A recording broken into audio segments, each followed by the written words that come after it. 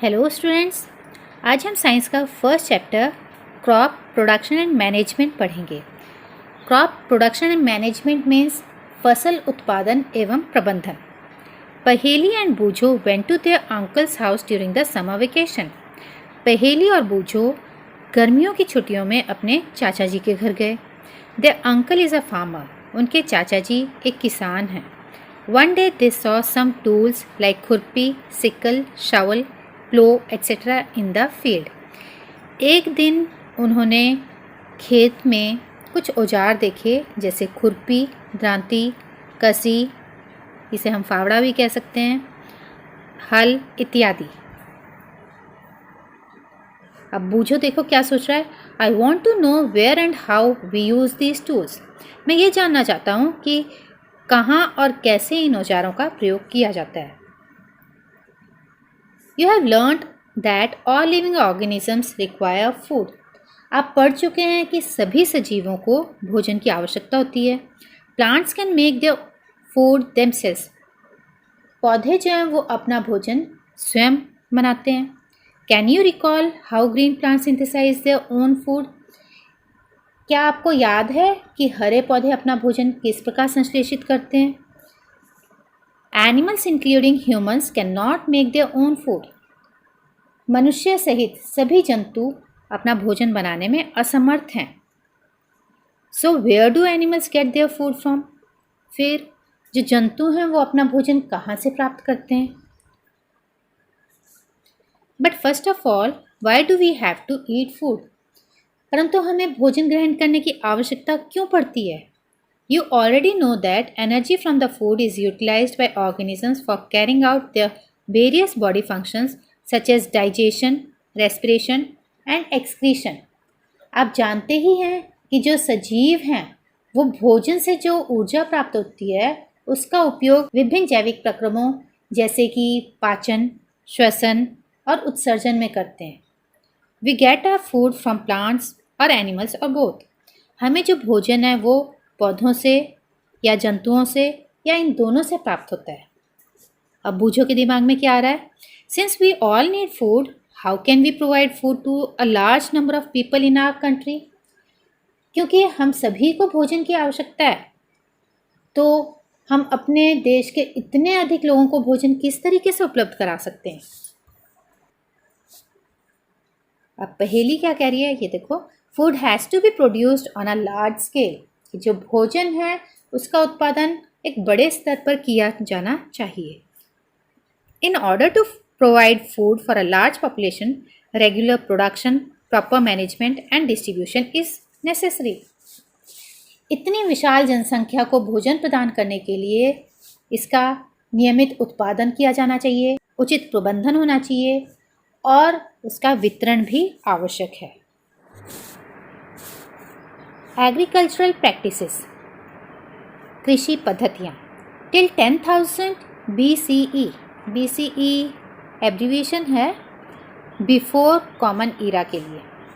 People were nomadic, मतलब 10,000 ईसा पूर्व जो मनुष्य हैं वो घुमंतु थे। घुमंतु मीन्स जो एक जगह नहीं टिकते थे, वो अपने भोजन की तलाश में यहाँ वहाँ भटकते थे।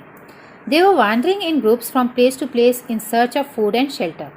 वो समूहों में एक जगह से दूसरी जगह भोजन और आवास की खोज में घूमते थे।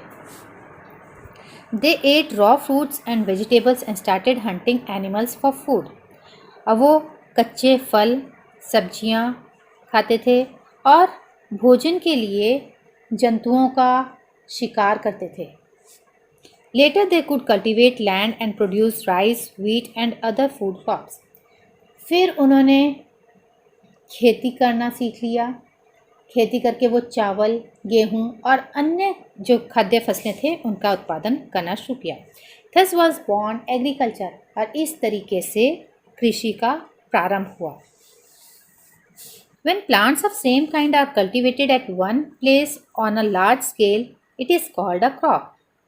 जब हम एक ही किस्म के पौधों को किसी निश्चित स्थान पर बहुत ज़्यादा मात्रा में उगाते हैं तो इसे ही फसल कहा जाता है। For example, crop of wheat means that all the plants grown in a field are that of wheat. अब उदाहरण देकर समझाया है कि जो गेहूं की जो फसल है उसका मतलब है कि सभी पौधे जो खेत में लगाए गए हैं वो गेहूं के होंगे। You already know that crops are of different types like cereals, vegetables and fruits. और आप जानते हैं कि फसलें विभिन्न प्रकार की होती हैं, जैसे कि अन्न, सब्जियां, फल। These can be classified on the basis of the season in which they grow। और इन्हें हम उनके मौसम के आधार पर उन्हें वर्गीकृत कर सकते हैं, क्लासीफाई कर सकते हैं।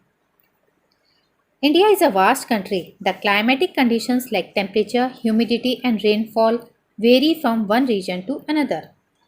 भारत एक विशाल देश है। यहाँ पर ताप, आर्द्रता, वर्षा, ये जितनी भी परिस्थितियाँ हैं जलवायु से संबंधित, ये हर क्षेत्र में अलग अलग है। Accordingly, there is a rich variety of crops grown in different parts of the country। इसीलिए देश के अलग अलग भागों में अलग अलग प्रकार की फसलें उगाई जाती हैं। Despite this diversity, two broad cropping patterns can be identified। These are Kharif crops। The crops which are sown in the rainy season are called Kharif crops। इतनी विभिन्नता होने के बावजूद हम विस्तृत तौर पर फसलों को दो भागों में या दो वर्गों में वर्गीकृत कर सकते हैं, दो भागों में बांट सकते हैं। अब वो दो भाग हैं। पहला है खरीफ क्रॉप्स या खरीफ फसल। जो फसलें वर्षा ऋतु में बोई जाती हैं उन्हें हम खरीफ फसलें कहते हैं। The rainy season in India is generally from June to September. और इंडिया में जो वर्षा ऋतु है वो जून से सितंबर मानी गई है। Paddy, maize, soybean, groundnut and cotton are kharif crops. तो ये एग्जाम्पल्स हैं, ये हमें पता होने चाहिए। खरीफ क्रॉप्स के धान, मक्का, सोयाबीन, मूंगफली, कपास इत्यादि ये हमारी खरीफ फसलें हैं। अ सेकेंड टाइप है rabi crops. The crops grown in the winter season that is from October to March are called rabi crops. तो रबी की फसलें कौन सी हुई? जो शीत ऋतु में यानी कि अक्टूबर से मार्च तक उगाई जाती हैं उन्हें हम रबी की फसलें कहते हैं। Examples of rabi crops are wheat, gram, pea, mustard and linseed. तो इसके जो एग्जाम्पल्स हैं वो हैं गेहूँ, चना, मटर, सरसों, अलसी। ये सारे के सारे हमारे रबी क्रॉप्स के एग्जाम्पल हैं। Besides these pulses and vegetables are grown during summer at many places.